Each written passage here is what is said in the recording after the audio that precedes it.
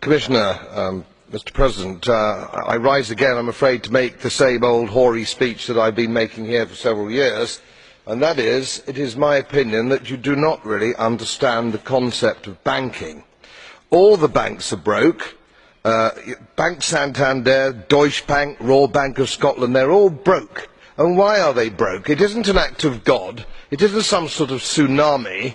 They're broke because we have a system called fractional reserve banking, which means that banks can lend money that they don't actually have.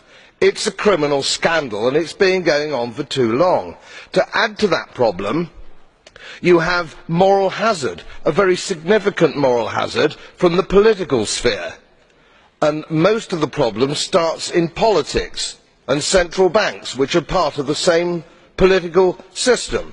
We have counterfeiting, sometimes called quantitative easing, but counterfeiting by any other name. The artificial printing of money, which if any ordinary person did, they'd go to prison for a very long time. And yet governments and central banks do it all the time. Central banks repress the amount of interest that rates are, so we don't have the real cost of money. And yet we blame the retail banks for manipulating LIBOR. The sheer effrontery of this is quite astonishing. It's central banks that manipulate interest rates, Commissioner. And plus, underneath all this, we talk loosely, in a rather cavalier fashion, do we not, about deposit guarantees.